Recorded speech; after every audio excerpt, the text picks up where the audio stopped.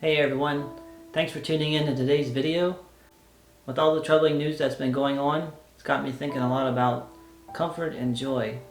And it reminds me not to put my joy into comfort, because the moment that comfort leaves me, so does the joy. In this world of 24/7 news broadcast, there's so many things that are going on out there that it's simply overwhelming to think about. Some days I was going along just fine and didn't realize that I should even be upset until I turn on the news and find out there's a reason I should be upset. And with so much of that going on in last year, I pretty much decided I had enough of this.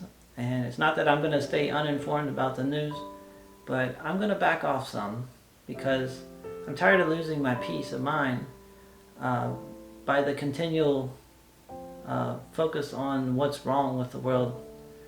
I want to start thinking more about what's right. I find that if you look for what's wrong, you're going to find something wrong, no matter what, because there's so much out there that's wrong. I want to try to do something new this year where I don't give in to the pressure of unwelcome news. I realize this is going to be a difficult task, but at the same time, I feel like we are creatures of intellect. We have the power to think and to change our mind about so many things.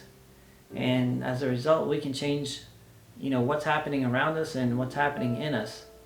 Sometimes you cannot change what's happening around you, but sometimes you can change what's happening inside you. And that might get you through that time. The problem with complaining is it tends to rob you of your joy. When you do it so much, it just weakens your mental state. It brings in lots of doubt, and all these things just turn around and make life even worse and harder. So I'm trying not to focus on these type things. I want to focus on better things.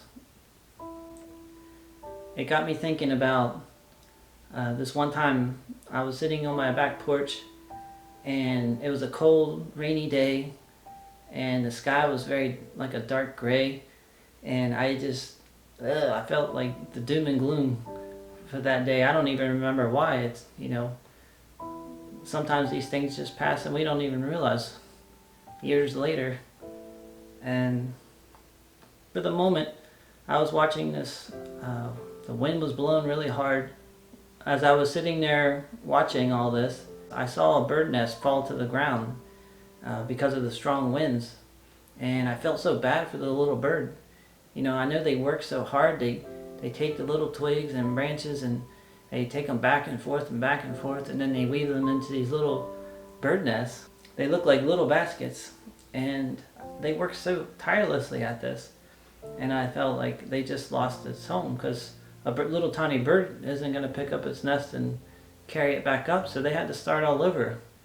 But for whatever reason, it got me thinking, there was some place that they had to go during this time.